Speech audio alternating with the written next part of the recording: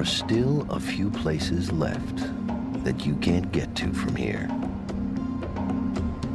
Places without phones or faxes or even roads.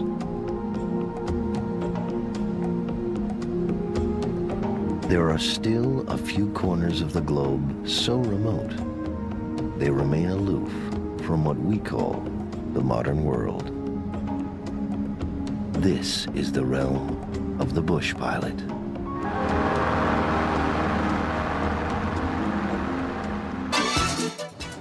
Tom Claters is leaving behind his family and friends for a 2-year adventure around the world. The 28-year-old Radnor resident checks out his single-engine plane for the last time before taking a solo flight from Wings Airport in Norristown. The purpose is to try and go to 7 continents in different parts of the world and to live and work with bush pilots. As a bush pilot, Clater will fly daredevil routes while delivering vital supplies to remote areas. So before taking to the skies, Clater got his hugs and kisses while cameras recorded all the action. And there was even a special goodbye. Then, as the crowd looked on, the pilot closed the cockpit door and took off. The day he left, he made the local TV news. If he makes it back, he'll make history. Tom Clater hopes to be the first pilot to fly around the world, stopping on all 7 continents before returning home.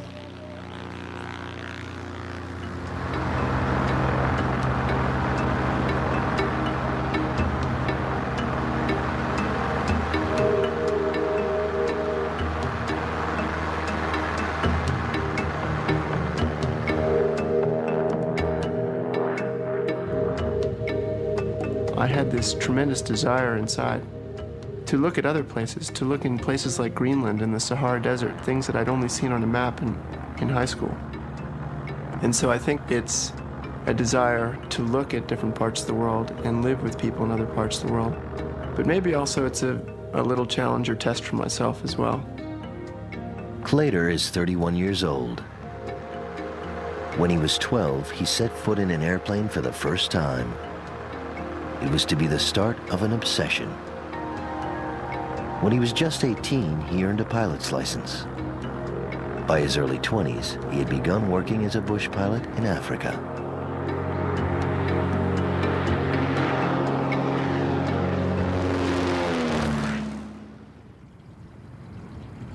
Today, Clater owns his own airplane, named Timmy Sartok, after one of Lindbergh's planes. Outfitted with a special reserve tank, the Cessna 180 tail dragger can fly about 14 hours without refueling. The struggle to keep his gas tank full has shaped Clater's journey from the very start. I left home with $20,000, and when I got to Greenland, it cost me $1,000 to fill up my gas tank once. So it became very obvious that I was going to have to find ways of getting money. And my idea, which was only an idea when I left, was that I'd work the plane on the way. And when I got to Niger, I found a job doing a survey of a park, which paid me $8,000. And so I've been able to find jobs for the plane on the way.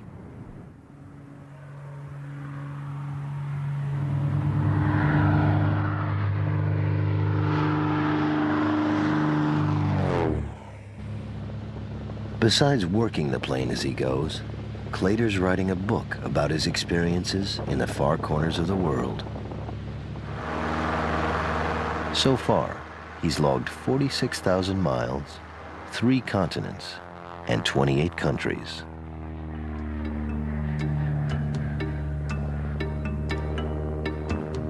On December 2nd, 1990, he left Pennsylvania, heading north through Canada, to Greenland, and then Iceland. In the summer of '91, he arrived in Europe, and early in '92, he began traveling through Africa.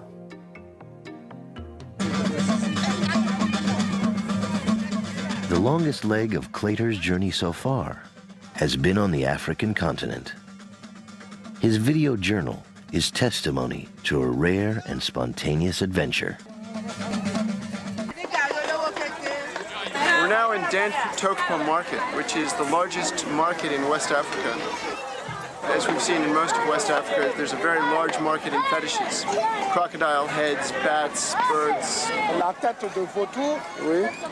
Et ici, c'est la vipère. C'est la vipère. La vipère ici. Oui. Et là, c'est le python. C'est le python. Ouais, c'est la tête de python.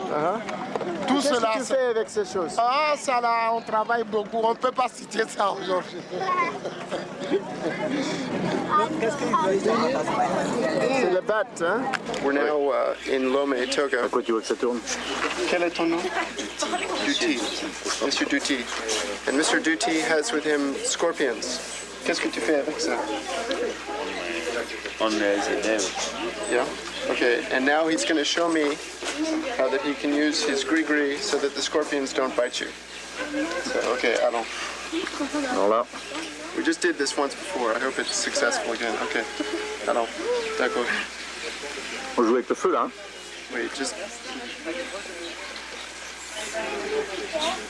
C'est d'accord. Un autre? Eh mais l'honnêteté se fait là? Hein? Bonjour.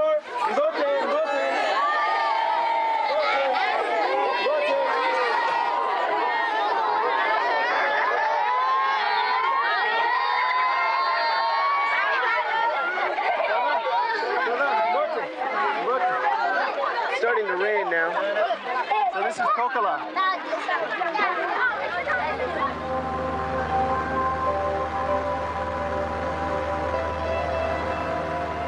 Now in Southwest Africa, Clader has spent the last few weeks exploring the country of Namibia.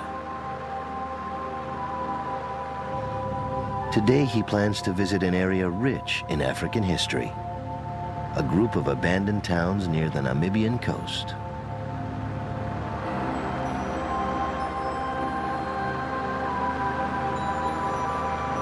There's a town southwest of the Namib Desert called Kolmanskop, and this town was founded because a railway worker working on the rail line found a very pretty stone, and this led to a diamond rush which caused this town to spring out of the desert. And then as quickly as it started, it disappeared. Kolmanskop was followed by other boom towns, a sudden cluster of diamond settlements that sprang up in the lifeless desert.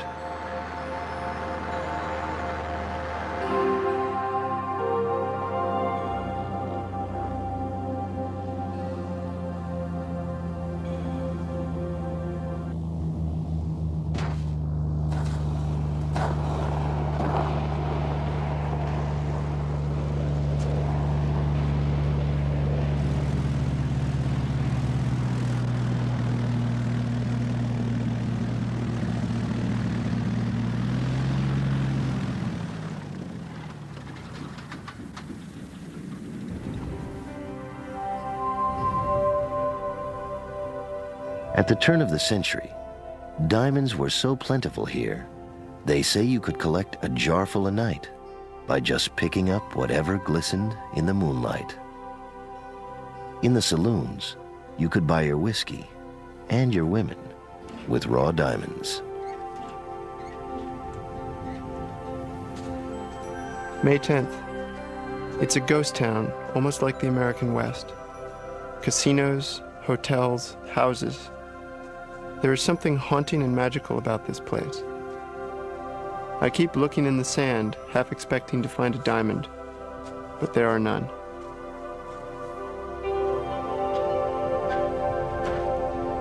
When the sand was picked clean, the people disappeared. What they left behind is an eerie memento, an empty museum, a movie set. I can almost imagine the sounds of music and laughter here.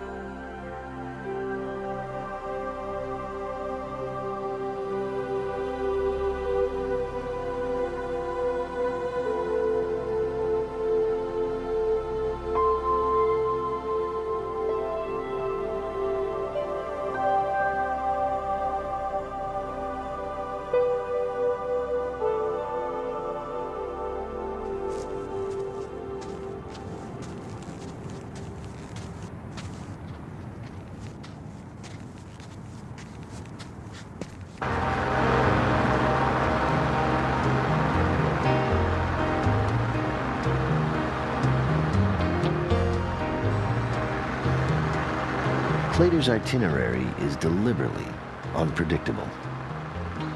If he has enough money for gas, he can simply scout around off the beaten path for material for his book.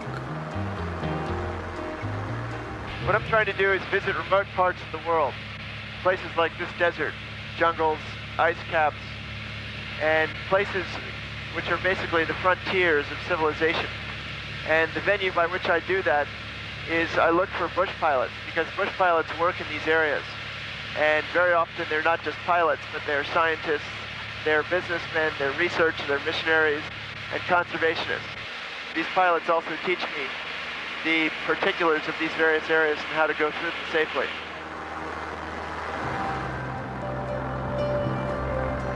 Recently, another bush pilot told Clater about an isolated shipwreck on the Namibian beach, one of the many skeletons along Africa's infamous Skeleton Coast.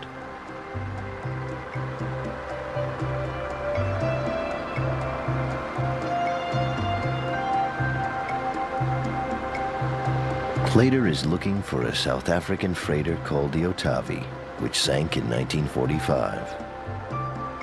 A mere footnote in history, the wreck is said to be extremely well preserved, thanks to the tiny cove where it went aground. Just beyond this swept area in that beach is a rock peninsula, and one beyond it. You'll see in between the two is the shipwreck. Right here, the ocean is just moving back off the Otavi. There's seals just piled up around that wreck.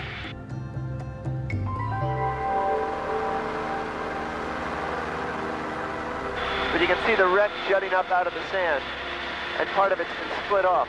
And those are seals. They're just packed all around it.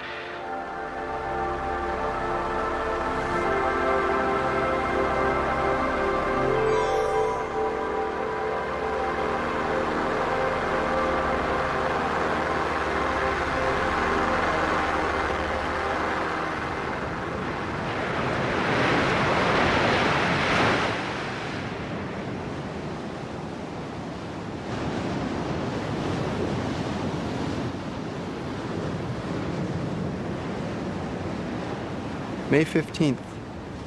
I'm on the edge of one of the oldest deserts in the world, the Skeleton Coast, where countless shipwrecked sailors lost their lives. It feels like a place I was never meant to be.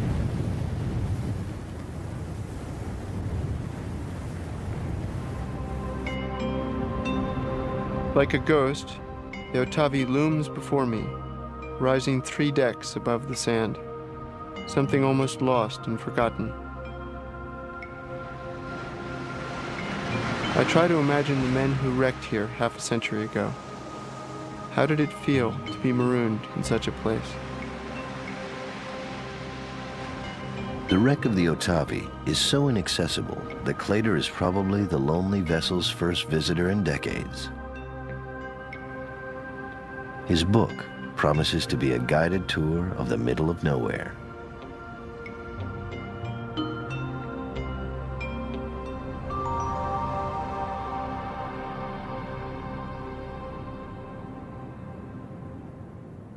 May 16th. Today is the 894th day since I left home. Sometimes I worry that I will become too comfortable being alone. Already I can't imagine what it would be like to be in a room full of people. I miss the most unbelievably trivial things. A bookstore, a movie, a long hot shower, a pillow. The only sound I hear is a hyena in the distance. I wonder where it is. But I relish the quiet, the solitude.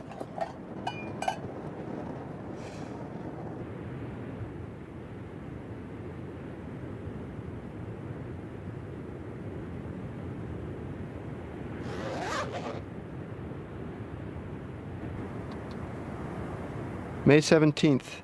I wake up at dawn and it's freezing. I'm always amazed at how cold it can be in the desert. I brush my teeth and break down camp, and then, almost as though it were a part of myself, I see to the plane.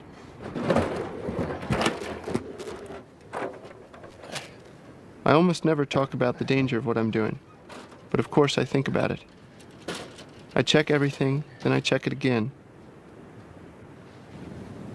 3 pilots I met in the Faroe Islands were recently killed when their helicopter crashed. That makes 15 pilots, 15 friends who have died since I started flying. There's so much of flying that's completely out of your control, so I try to concentrate on what I can control.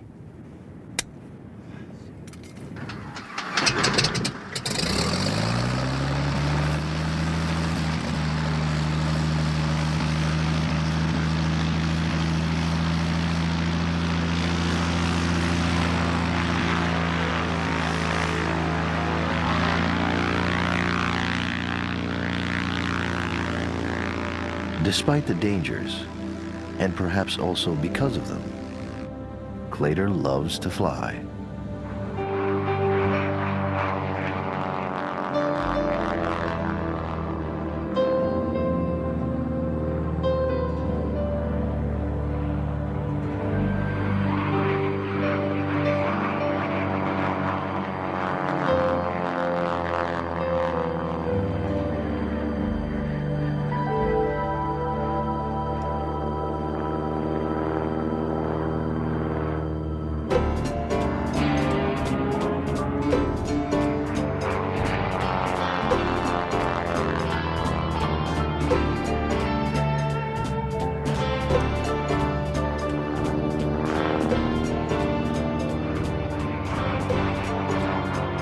The whole world goes upside down, and yet everything inside the airplane stays the same.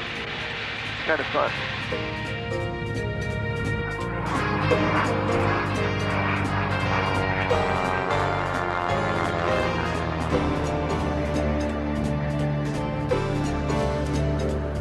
If you do it wrong, you can really get into a lot of trouble. You can really scare yourself. If you do it too fast or too slow, or you stall the tail, your heart drops. So that's when I do it by myself to practice it, because you don't want to do it wrong when you're trying to show it to someone.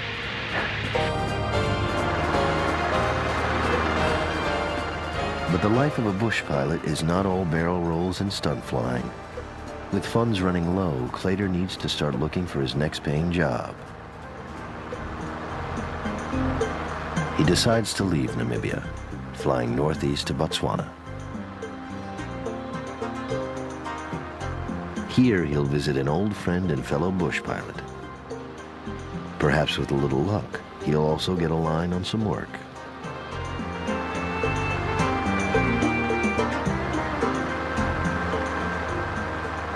Bush pilots everywhere seem to have an informal network for news and information.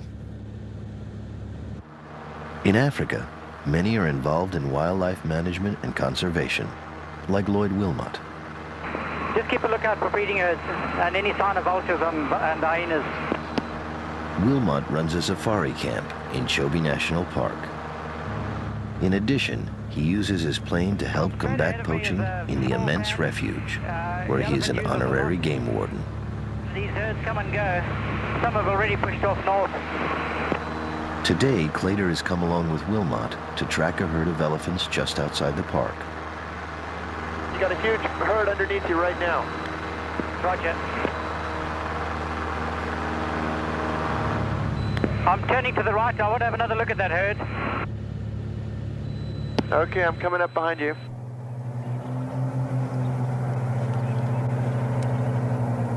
Now that they've spotted the elephants from the air, they'll continue the search on foot tomorrow.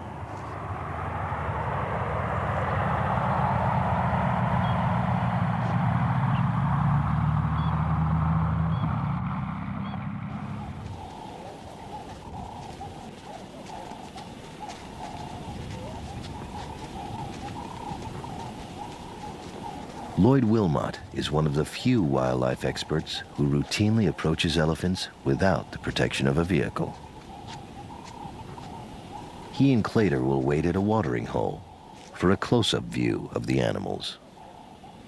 What do you do when if you're walking through and you're surprised by an elephant? Is there a trick to not getting eaten? There's no real trick. The thing is to try and keep the wind in your favor. If you can see him before he sees you, you can figure out which way the wind's blowing, and then go downwind of him and keep clear of him. But in the ultimate analysis, if you are confronted, you get to something like a big tree like that. If you can't climb it, you just get behind it. And you have a clod of earth like a lump over there or a piece of wood, and throwing that at them often turns them and distracts them. Mm. In their sort of terms of reference, nothing has ever thrown anything at them. Yeah. So they get a bit disconcerted when you actually throw something at them.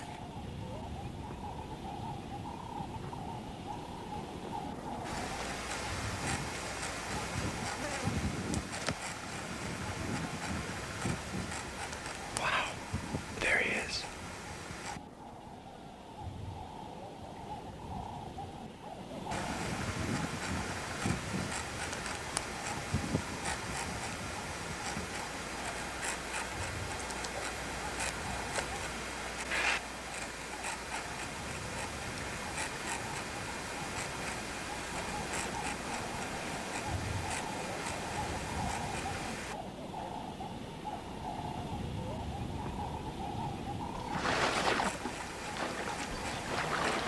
It's bull meets bull.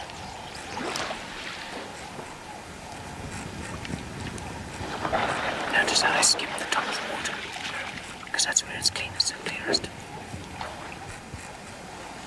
The sediment sinks down and you have about half an inch to an inch of clean water on top. So they suck just on the top like that, much like you see them doing now.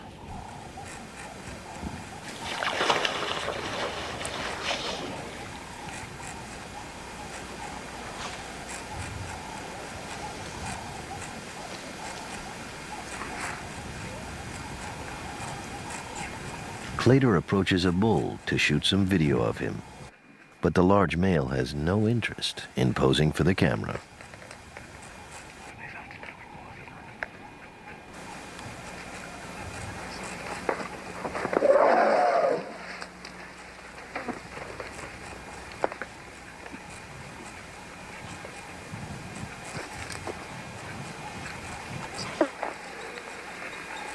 What did he just do there? It's a bluff charge just to get you to go. He just called his bluff. Stay put. May 22nd. I've just been charged by a wild elephant. Lloyd laughs lightly like he's seen it 1,000 times. Neither one of us says very much. There's really not much to say after an elephant charge.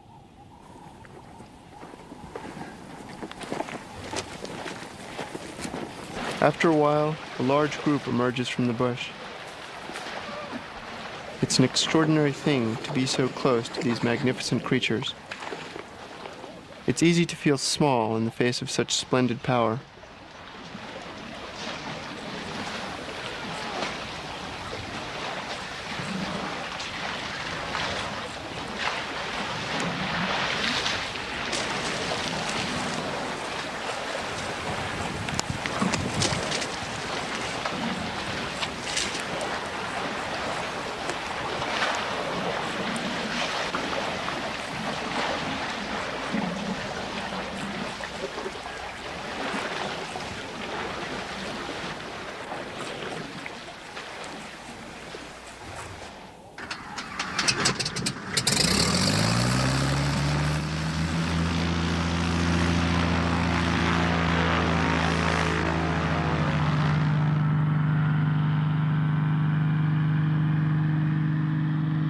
Thanks to the bush pilot Grapevine, Clater has secured a job in a national park in Zimbabwe.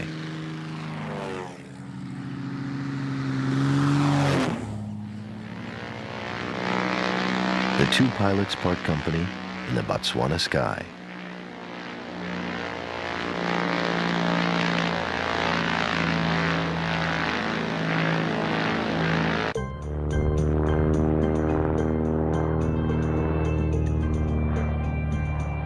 Clater's headed for Hwange National Park in western Zimbabwe.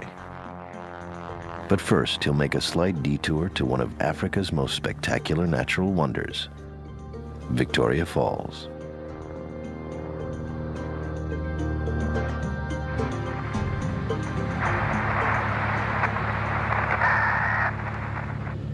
Okie doke, well, we'll check that on the ground. November Charlie, and how's the falls flowing, over? I think they're still flying as they were before. They're flying downhill today. Okay, thank you very, very much. We should check the FIR in about 3 minutes and ETA yours at 1509, over.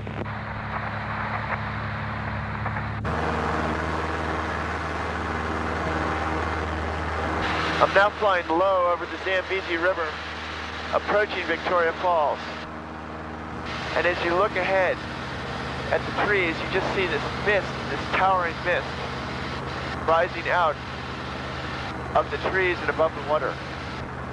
And the Africans call it Mosi Otunyo, which means the smoke that thunders.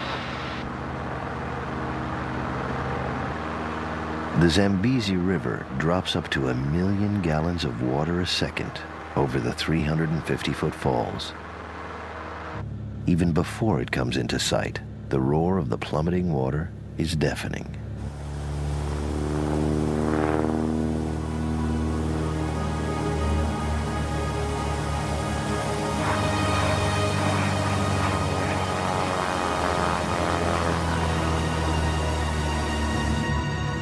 Rainbow everywhere.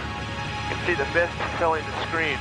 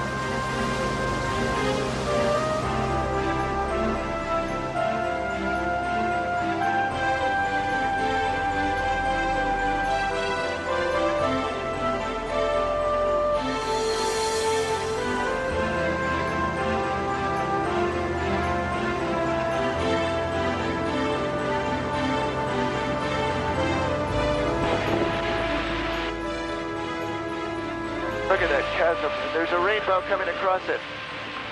Wow. Look at that.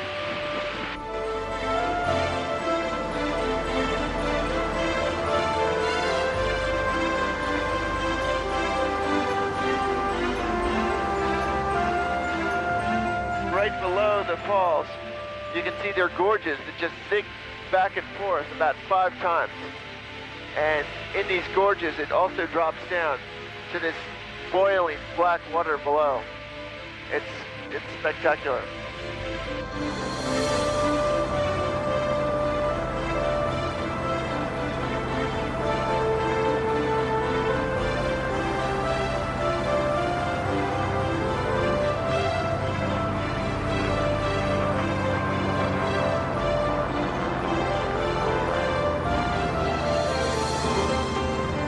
May 26th.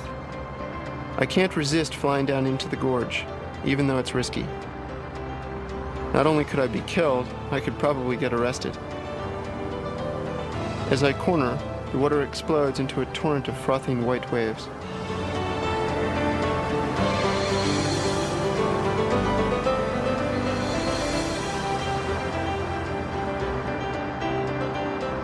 Sometimes flying is just a fast way to travel. And sometimes, it's the greatest thing in the world.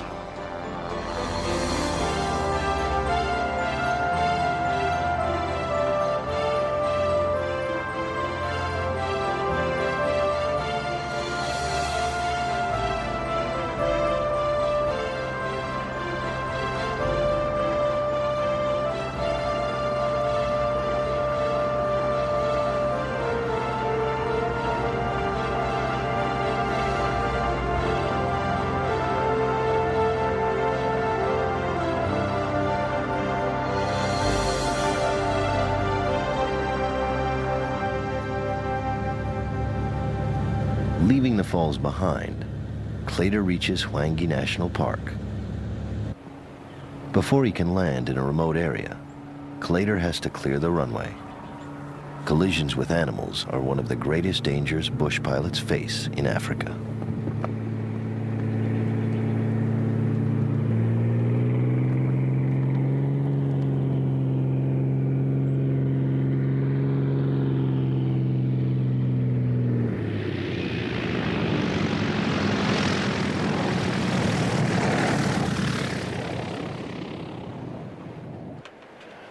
Okay. Are you feeling strong this morning?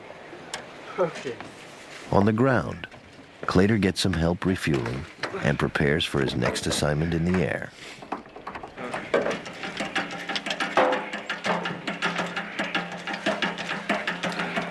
Is that enough slack?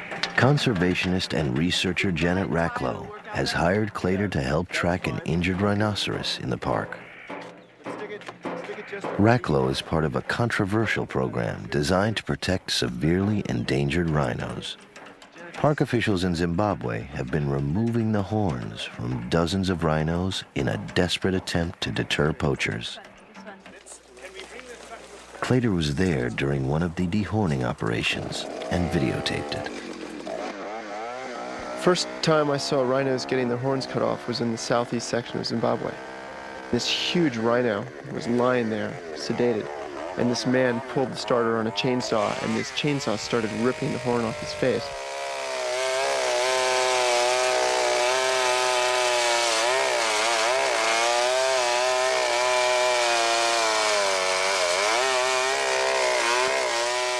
You start to ask yourself, why are we doing this? And what was made clear to me was that there's nothing else they can do here.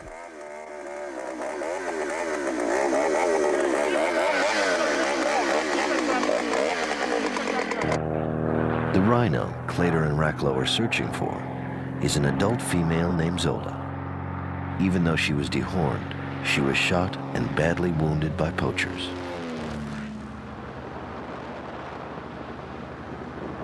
In the vast 5,000 square mile park, the only way to locate individual animals is from the air. Even then, it's no easy matter. We're starting to get a signal. Okay. Once we get a little bit closer, we can listen on both wings. We have an antenna on each wing, and we want to balance the volume that comes in on the two wings, and that'll keep us going right towards it. Okay. Geez, it's hard to see through this bush, isn't it? Yeah, it is. Okay, straight. Well, She's off your left wing. Real close. Nothing here. Nothing. Real close, directly under us. Nothing under. On the left. It's quite possible her collar has come off. I mean, it's come off several of the other animals, and so what we'll need to do is just come in on foot and find the collar or find the animal. But you know, now we know the area.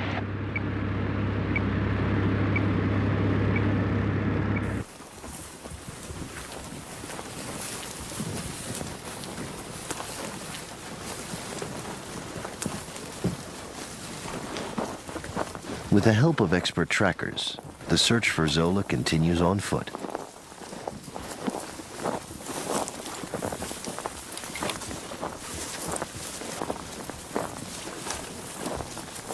Dr. Michael Koch is the veterinarian for Zimbabwe's national parks. Once they find the rhino, Dr. Koch will shoot her with a tranquilizer dart so he can treat her gunshot wounds.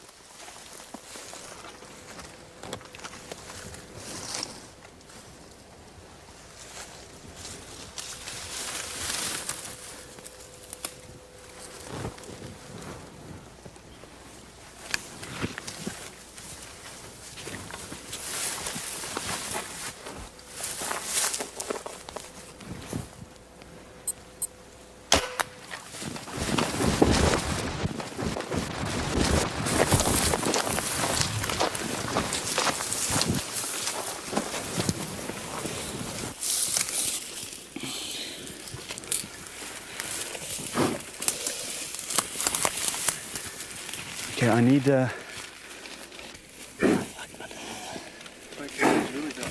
whole leg's swollen here, man. That's from a gunshot there? Yeah. What we need is I need an eye cover. Where's my... Want a shirt?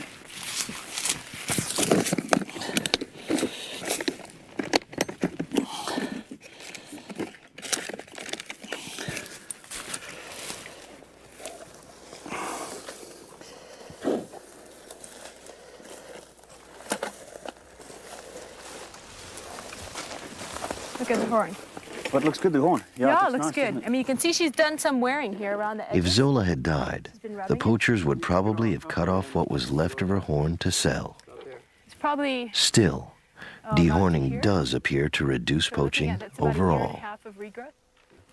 It's easy to want to take an emotional stance to conserving these animals, and if you take that stance, dehorning is hard to justify, but I think we have to be realistic, and we have to look at what's happening. And I mean, I'd be really sad to have to tell my children or my grandchildren that, you know, sorry, there used to be something as magnificent as a dinosaur, but we killed them all. Come on, guys. Come on. Okay, one more. Yeah, I mean, what we've got is a massive cellulitis here. Her shoulder's not too swollen. It was right in but I here, think she's probably got an osteomyelitis with her bone in there. Strafed with machine gun fire, the huge creature's legs are swollen with infection.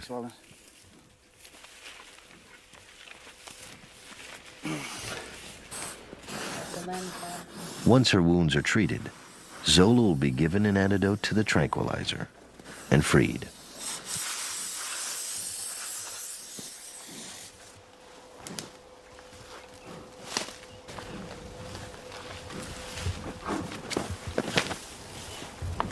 May 27th. The immense animal awakes and rises to her feet, but does not move. Then slowly she lowers her massive head to the ground and uses her chin as a crutch to limp off into the bush. The doctor sounds optimistic, but I am not. She might survive these wounds, but to a poacher, her life is worth far less than the sad stump at the end of her nose. 4 days later, Clater receives a wire from Janet Racklow. Despite all their efforts, Zola has died.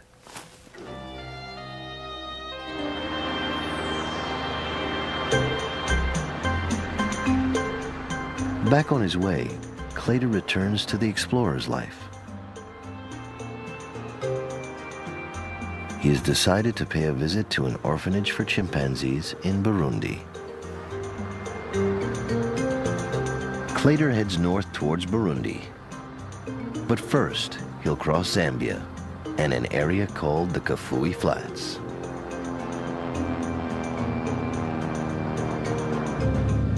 I'm now somewhere over the Kafue swamps, and as far as you can see in every direction, it's absolutely flat, and it's this green patina over dark blue water. If you didn't see the sun reflecting in the water, you'd think that it was grass. But by the sun's reflection, you know that it's just a green patina of growth on top of this vast swamp.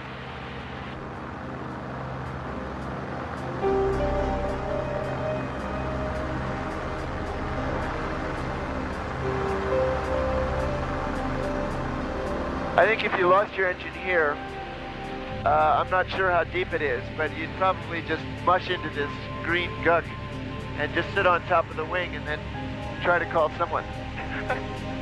You just can't crash here. If he did crash here, Clater's tiny plane would be almost impossible to spot from the air. The orange stripes on the tail and wings are a safety measure. If he goes down, the bright color might make it easier to find him in the empty terrain he frequents. Clater hopes he'll never have to find out if it works. And crashing isn't the only thing a pilot has to worry about. I've had a couple close calls. When I got to Algeria, it was right after the military took over, and they thought that a Bush pilot was a pilot for George Bush. And right after the Gulf War, George Bush was not a very popular person. I tried to quickly explain that a Bush pilot had nothing at all to do with George Bush.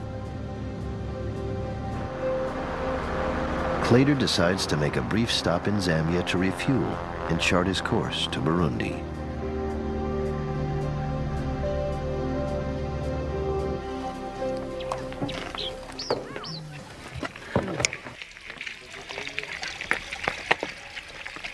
Mulibwanji. Binobwanji. How's everything here? No, everything is okay. I am from Ndola, but I've needed to refuel. Hello, how are you? Nice to meet you. I'm Tom. Hello, how are you? I don't know. Nice to meet you. Hello. How are you? You're fine. Hello, how are you? Where are you guys from? No, yeah, just from around here. Yeah. The lanky American is an unusual sight wherever he lands, and his grasp of African languages is often a crowd pleaser. Where did you learn Nyanja? Nyanja in Malawi. I know Mulibwanji. I know Ndili Bwino. Zikomo kwa Mbili. Mbambo. This is my first time ever to come here. Nice to meet you. It's very nice to meet you. And only this landing, you're supposed to pay something, landing fee. I can pay it. How much should I pay you? I want to pay how much? It's supposed to be 560. This is the, how many kilograms? It's 1 ton. 1 ton, 560. 560. How many US dollars is that? It's about $1 US. Less than that. Okay, can I pay you $2 US? That will be okay. Okay, so is that okay? This is more than okay. Okay. That's the problem is. No, but please, the change is for you guys, if you can have it. Okay, so All thank right? you. Because landing fees here are very reasonable. Yeah, very cheap. Yes. Less than a cent maybe. So how many kwacha is it to $1? It's about 500. Oh, and the landing fee is 5 kwacha. 5 kwacha. So it's 1/100th of a dollar. That's right. So it's 1 cent. Around that much. Okay, well then these are for you to do as you wish to improve your airport. Okay, so. I think that's the cheapest airport I've ever landed at in my whole life. Consider the time factor. Okay, thank you. Wanted to. All right, see you later. Zikomo kwa Mbili.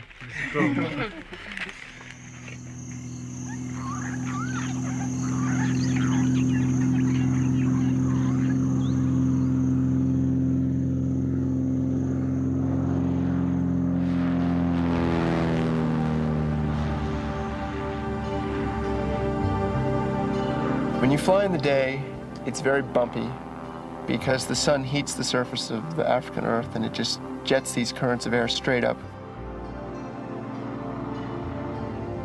At night, it's completely different. The air is calm and still. You can see the stars, you can see fires in the ground.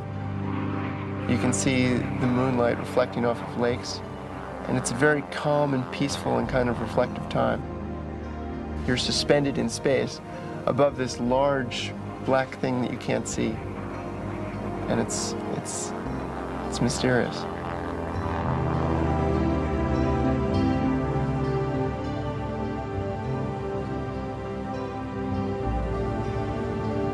Sir, Roger, to report maintaining 75. Okay, Raj, Charlie, check 75 this time, over. Report our area out. Roger, we'll call area out, November Charlie.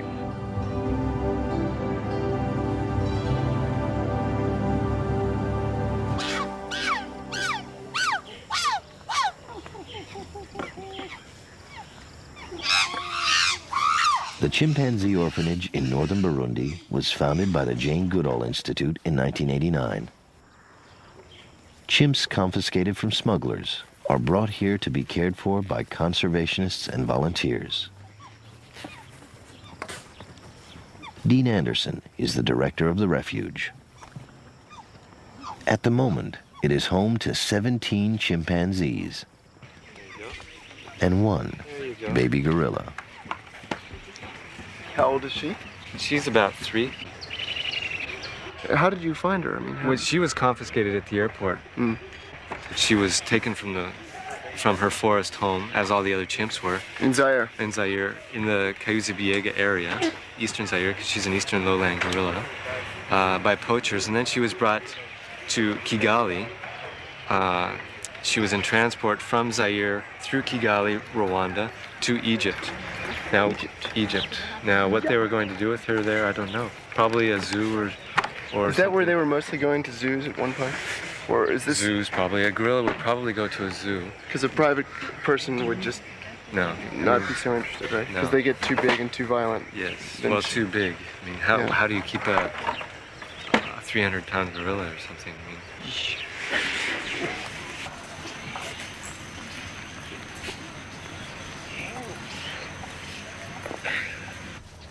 June 4th. There are baby chimpanzees everywhere. They are affectionate and smart. Each one has a distinct personality. One has mastered the art of threading a shoelace. If they were returned to the forest, they would be killed by wild chimps. They can never go home. My mind drifts back to a day I spent in Equatorial Guinea and that little chimp I found. just had something to eat in a restaurant, and I came out and sitting here tied to this chair is this little baby chimpanzee. I don't know how old it is. He seems very cold. He was hugging himself when I found him. And I'm shocked by it. I don't know what to think. He's just sitting here.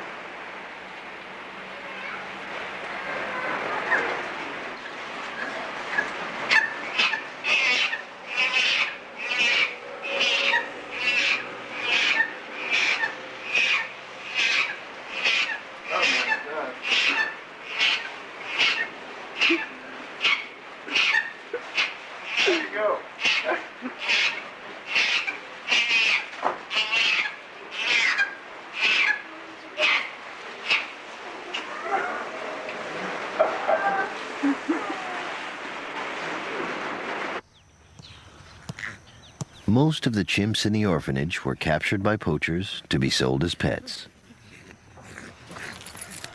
Though they are extremely appealing as babies, growing chimpanzees are too smart and too destructive to make good pets.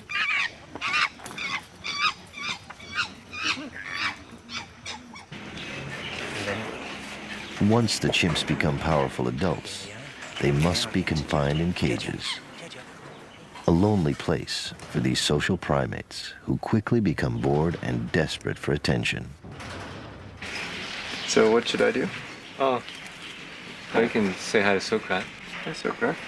Soon, Dean hopes, the orphanage may be able to give some chimps a little more freedom. This is a temporary situation. We're hoping to get money together to put them into the sanctuary that we're talking about. And there they'll all be together. They won't have cages. They won't have ropes. They'll be in an open space where they can have a semi-natural social life, which is so important for chimpanzees.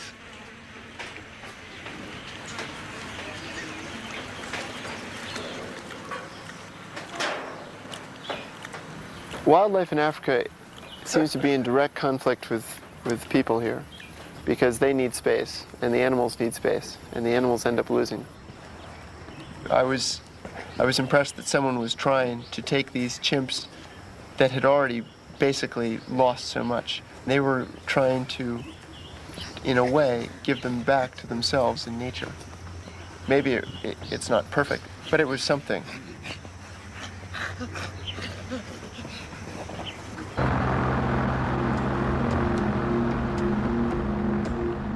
Soon Clader must leave Africa and make the rest of his way around the globe.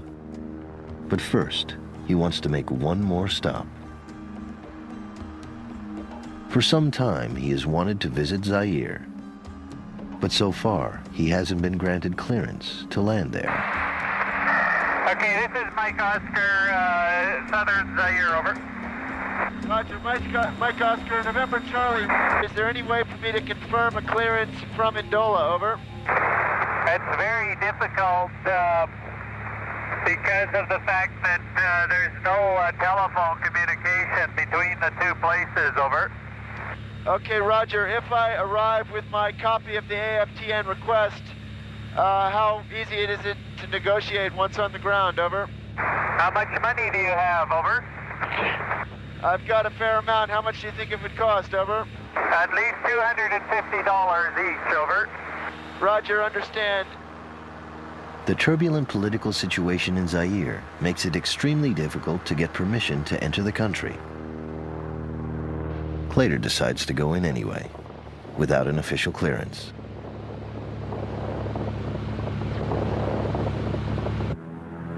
He'll touch down at a small airstrip where he can refuel from his own supply. If he's lucky, no one will ask him for his papers.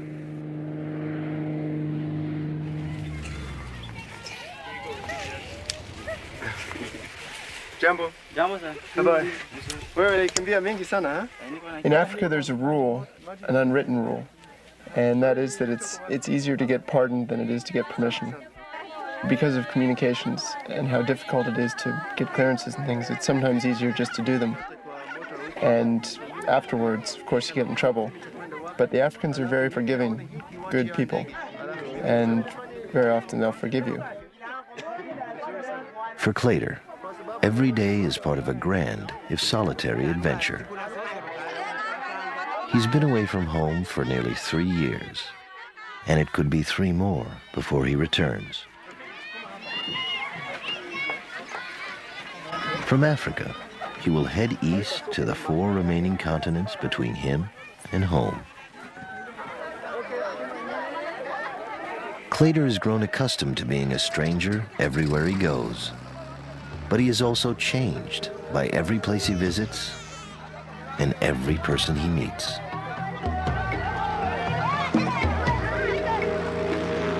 I think there's a part of me that's become a little bit African, because the Africans have a saying, which is when you ask them when they'll come back or what time something will be ready, they'll smile and look at you and say, any time from now. So when people ask me when I'm going to get home, sometimes I just can only say any time from now.